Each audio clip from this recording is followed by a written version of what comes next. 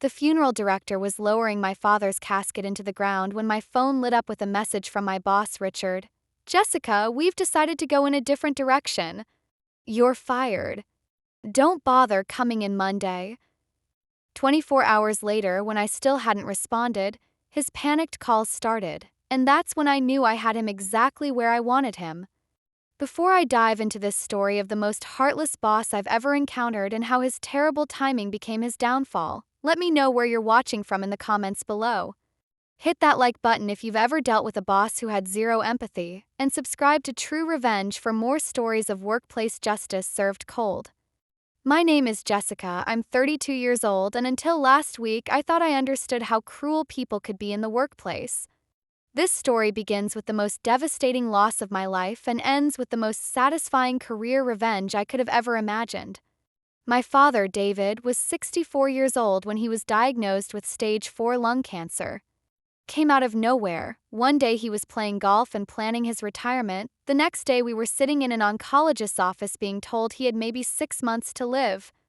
Dad had never smoked a day in his life, but sometimes cancer just doesn't care about your lifestyle choices.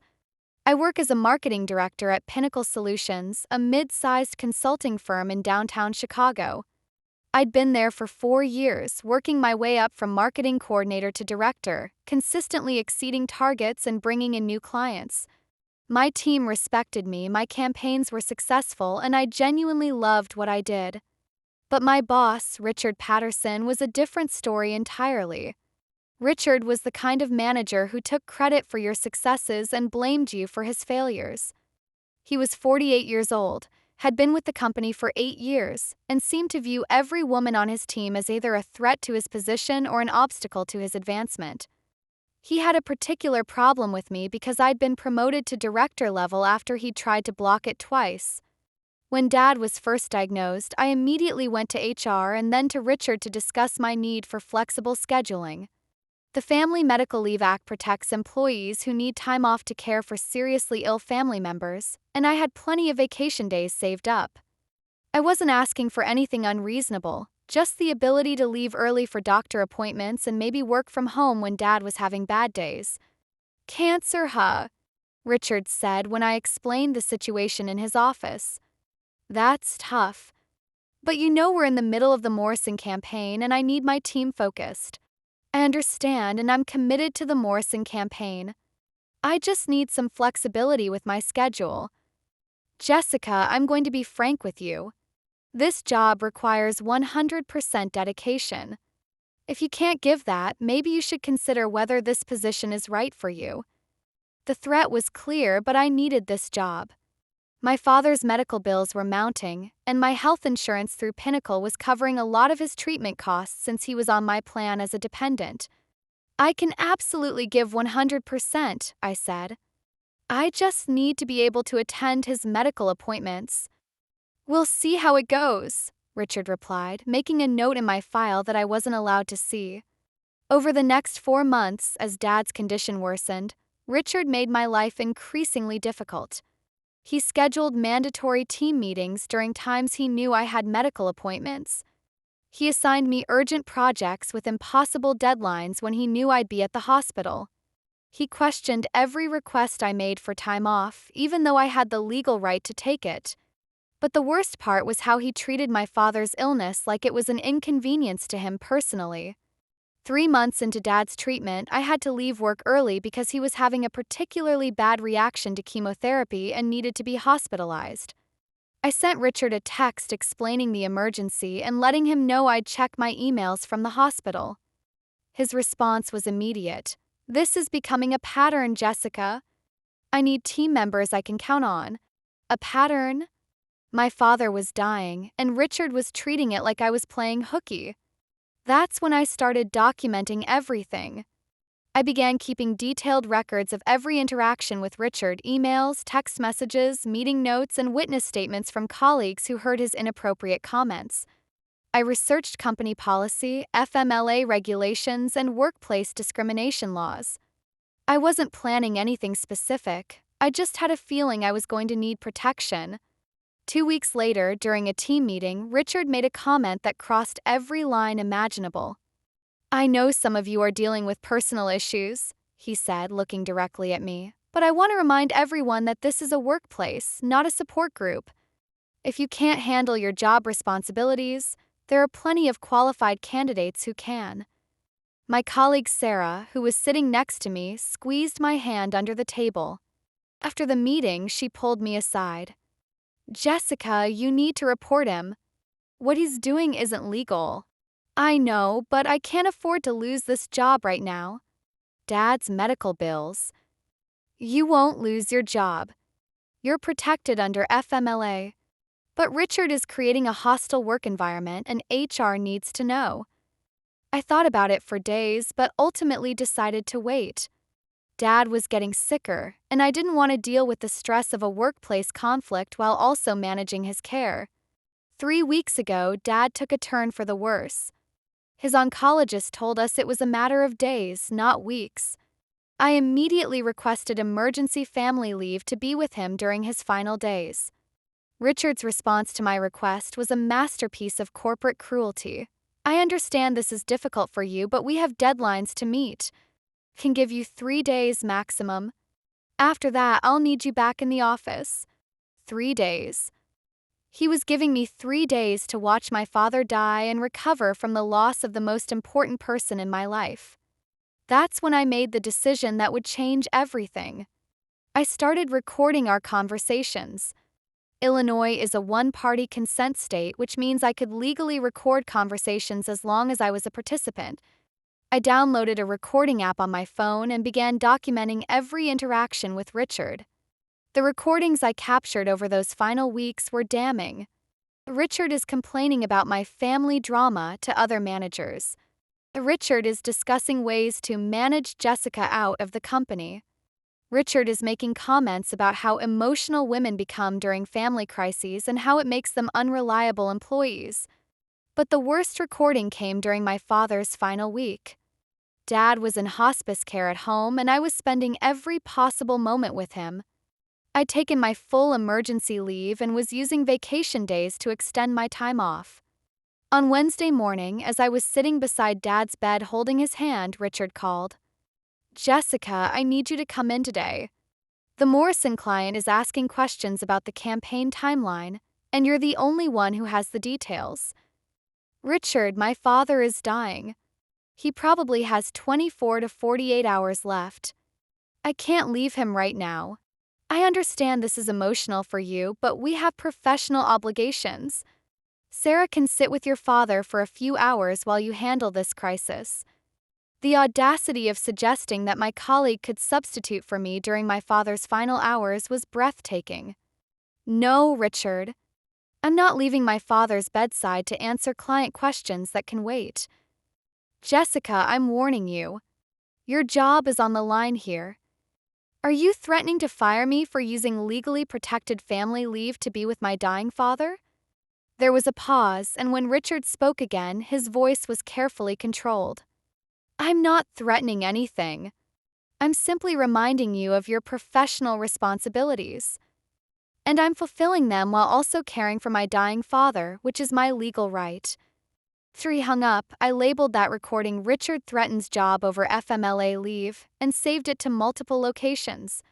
Dad passed away on Friday evening at 7:23 p.m. I was holding his hand and my mother was on his other side. His last words were, "Take care of each other," and then he was gone. The next 24 hours were a blur of funeral arrangements, family notifications, and the administrative nightmare that follows someone's death. I was operating on autopilot, handling details while my heart was completely shattered. The funeral was scheduled for Monday at 11 a.m. I sent a group email to my team on Sunday evening, letting them know about Dad's passing and that I would be taking bereavement leave through the rest of the week. Company policy allowed for 5 days of bereavement leave for the death of a parent, and I had also planned to use additional vacation days to help my mother with estate matters. Monday morning arrived gray and rainy, which seemed appropriate for the worst day of my life. I put on my black dress, helped my mother get ready, and drove to the funeral home where family and friends had gathered to say goodbye to the most wonderful man I'd ever known. The service was beautiful. Dad's best friend Tom gave a eulogy that made everyone laugh and cry. My cousin played Dad's favorite song on the guitar. Person after person stood up to share memories of how Dad had touched their lives as a teacher, a coach, a friend, a father. During the graveside service, as the pastor was saying the final prayers and the funeral director was preparing to lower Dad's casket into the ground, my phone buzzed in my purse. I ignored it. This was my father's funeral, and nothing could be important enough to interrupt this sacred moment. But it buzzed again. And again. My mother looked at me with concern. "Honey, maybe you should check that. Say it might be family." With shaking hands, I pulled out my phone and saw 3 text messages from Richard. The first one, sent at 11:15 a.m. "Jessica, I hope the funeral goes well, but I need to discuss something urgent with you." The second one, sent at 11:20 a.m. "We've been reviewing your recent performance and attendance issues. I think it's best if we part ways." The third one, sent at 11:23 a.m., literally as they were lowering my father's casket into the ground. "Your employment with Pinnacle Solutions is terminated effective immediately. Please arrange to clean out your desk by the end of business on Wednesday. HR will be in touch about final paperwork." I stared at the screen in disbelief. This man had just fired me via text message while I was burying my father. The audacity, the cruelty, the complete absence of basic human decency were almost incomprehensible. My mother noticed my expression. "What's wrong, honey?" "Nothing, Mom. We'll deal with it later." But inside, I was planning exactly how I was going to deal with it. The reception after the funeral was held at my parents' house. Friends and family filled the living room, sharing stories and supporting each other through grief. I moved through the crowd on autopilot, accepting condolences and thanking people for coming, but my mind was entirely focused on Richard's messages. I excused myself and went to my childhood bedroom where I could think clearly. I read the messages again, then I did something Richard wasn't expecting. I didn't respond. No angry reply. No pleading for my job. No emotional reaction at all. I simply put my phone on silent and returned to the reception. Throughout the evening, as I helped my mother receive guests and organize flowers, my phone continued buzzing with notifications. I didn't check any of them. Tuesday morning, I woke up in my childhood bed to 17 missed calls and 12 text messages from Richard. The progression from confidence to confusion to panic was fascinating to watch. 11:45 a.m. Monday. "Please confirm you received my previous messages." 2:30 p.m. Monday. "Jessica, I need you to respond about the transition plan." 4:15 p.m. Monday. "Call me immediately. We need to discuss the Morrison files." 6 p.m. Monday. "This is unprofessional. I need you to respond." 8:30 p.m. Monday. "Jessica, call me back. This is urgent." 10:15 p.m. Monday. "I don't know what game you're playing, but you need to respond." Tuesday, 6 a.m. "Call me now." Tuesday, 7:30 a.m. "Jessica, if you don't respond today, I'm calling the police for a wellness check." That last message made me laugh out loud. Richard was so desperate to reach me that he was threatening to involve law enforcement. I still didn't respond. Instead, I spent Tuesday morning making phone calls to employment attorneys. The third one I contacted, Margaret Chen, agreed to see me that afternoon. "This is one of the most clear-cut cases of FMLA retaliation I've ever seen," she said after reviewing my documentation. "Firing someone via text message during their father's funeral? I've been practicing employment law for 15 years, and I've never seen anything this blatantly illegal. What are my options?" "Well, you have grounds for several lawsuits: FMLA retaliation, wrongful termination, creation of a hostile work environment. But before we go that route, let's see how badly they want to make this go away quietly." By Tuesday evening, Richard had called me 23 times. The voicemails were increasingly frantic. "Jessica, I don't know what's going on, but you need to call me back immediately. There are procedures that need to be followed. Look, maybe I was hasty with the termination message. We should discuss this properly. Jessica, please call me." I'm getting pressure from upper management about the Morrison account, and you're the only one who knows the client preferences. This is ridiculous. You can't just disappear. We need to talk about the transition. And finally, Tuesday at 9 p.m. Jessica, I'm willing to reconsider the termination if we can discuss this reasonably. Please call me back.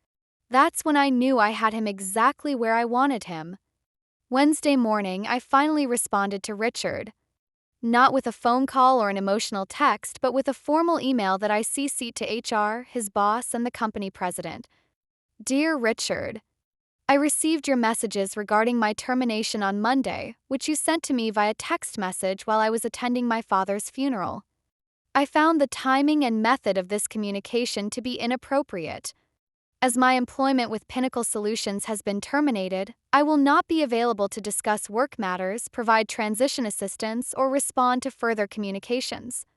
Please direct all future correspondence through my attorney, Margaret Chen, whose contact information is below. Sincerely, Jessica Morrison. Within 30 minutes, my phone was ringing. Not Richard this time, but Ellen Morrison, the VP of Human Resources. Jessica, I am so sorry for your loss, and I need to speak with you immediately about this situation. Hello, Ellen. As I mentioned in my email, all communication should go through my attorney. Jessica, please. I think there's been a terrible misunderstanding.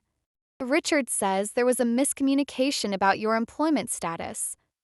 There was no miscommunication. I have the text messages he sent during my father's funeral clearly stating that my employment was terminated. Can we please meet to discuss this? I think we can resolve this situation. I'm sure you can, Ellen. But I'm dealing with my father's estate and grieving his loss. My attorney will handle any work-related matters. That afternoon, Margaret called with an update. They want to meet tomorrow. Ellen Morrison, Richard Patterson, and the company president will all be there. They're clearly panicking. What do you think they'll offer? Well, they're facing potential lawsuits for FMLA retaliation, wrongful termination, and hostile work environment. The recordings you have of Richard's comments are devastating. I think they'll want to settle this quickly and quietly. Good. Because I don't want to work for them anymore anyway. Thursday morning, Margaret and I sat across a conference table from Ellen Morrison, company president James Bradley, and a very pale, nervous-looking Richard Patterson. First, Mr. Bradley began, we want to express our deepest condolences for the loss of your father. Thank you, I replied. We also want to address what appears to have been a significant miscommunication regarding your employment status. Margaret opened her laptop. Before we discuss any miscommunication, I'd like to play some recordings that my client made of her interactions with Mr. Patterson. For the next 20 minutes, we listened to Richard's voice documenting months of harassment, threats, and retaliation. His comments about women being emotional and unreliable during family crises. His threats to fire me for using legally protected leave. His complaints about my family drama. Richard's face grew redder with each recording. Ellen Morrison looked like she was going to be sick. Mr. Bradley was taking furious notes. When the recordings finished, Margaret placed a folder on the table. This contains documentation of systematic harassment and retaliation against my client for exercising her rights under the Family Medical Leave Act. The culmination of this harassment was terminating her employment via text message while she was attending her father's funeral. Mr. Bradley cleared his throat. We'd like to offer Ms. Morrison her position back with full benefits and back pay for any time lost. That's not acceptable, Margaret replied. My client no longer wishes to work in an environment where she's been subjected to months of harassment. Then what would constitute an acceptable resolution? Margaret slid a document across the table. A settlement agreement. My client will agree not to pursue legal action in exchange for 1 year's salary as severance, continuation of health benefits for 6 months, and a positive employment reference. Ellen Morrison looked at the numbers and winced. This is substantial. So are the potential damages from the lawsuits we could file. FMLA retaliation cases can result in significant monetary judgments, plus attorney fees and court costs. We'll need to discuss this internally, Mr. Bradley said. Of course. But I should mention that my client has been contacted by a journalist who's interested in writing about workplace discrimination during family medical crises. The story of being fired via text message during a father's funeral is quite compelling from a human interest perspective. The color drained from everyone's faces except Margaret's. We don't want any media attention, Ellen said quickly. Neither do we. That's why we're offering to resolve this quietly. They agreed to our terms within 48 hours.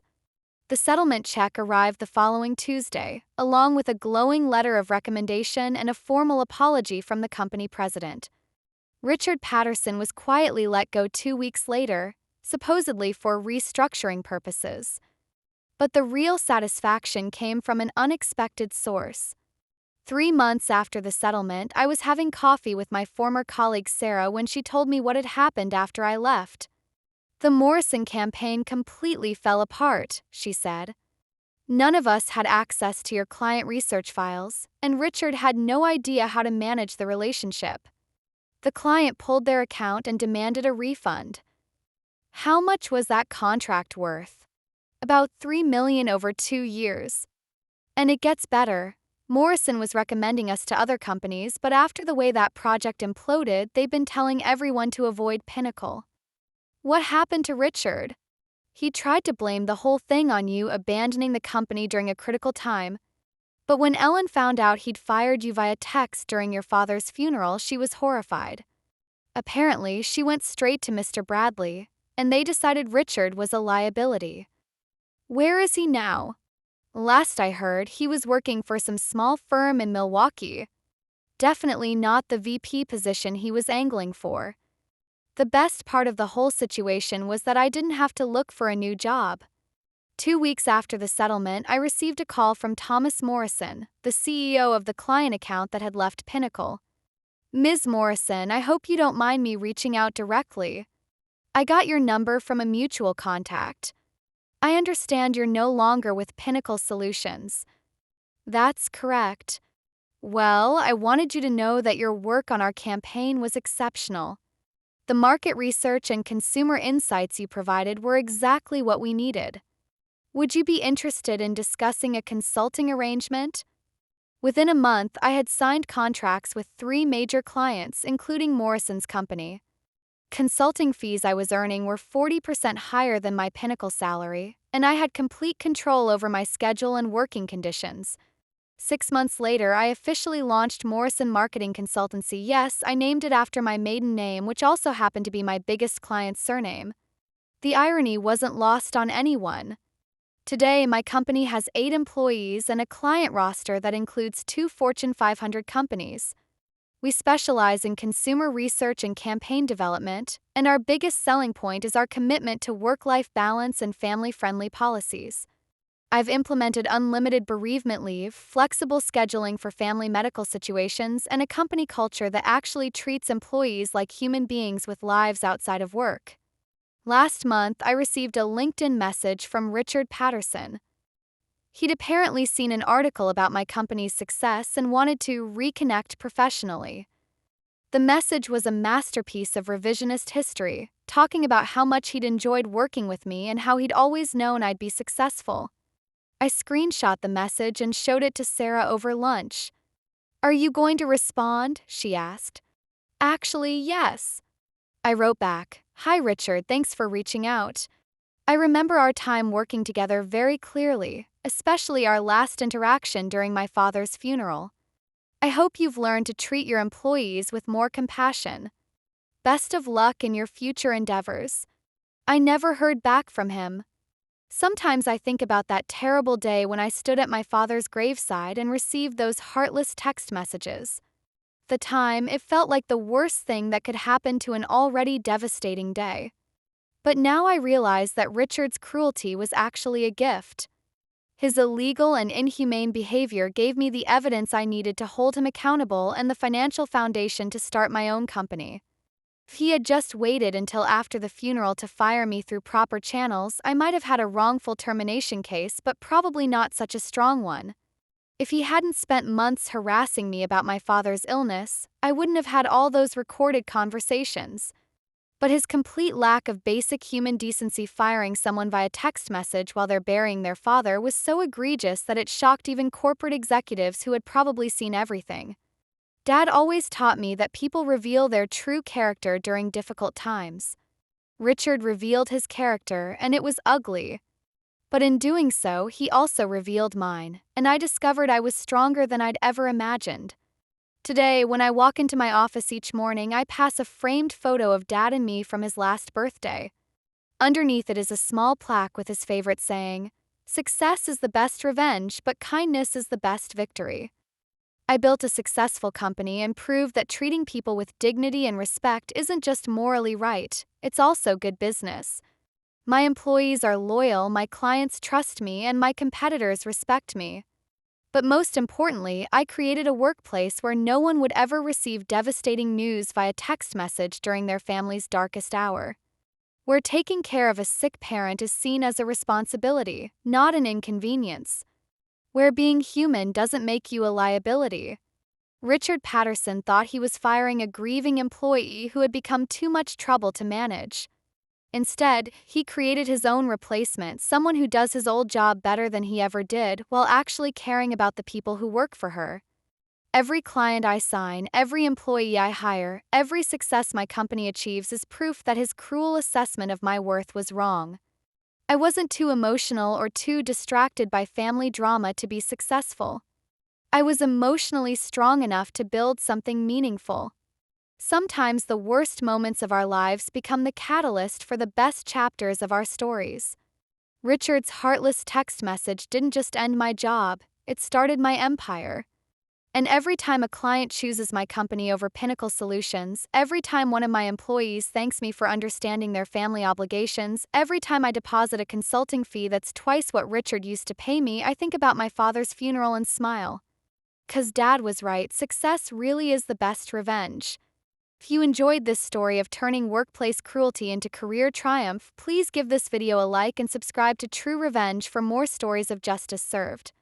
Share your own experiences with terrible bosses in the comments below. How did you handle a supervisor who didn't respect your humanity? Remember, the people who try to break you during your darkest moments often end up being the reason you become stronger than you ever thought possible. Sometimes the worst thing that happens to you becomes the best thing that ever happened to you. Thank you for listening to my story, and remember, your worth isn't determined by how others treat you, but by how you respond when they show you who they really are.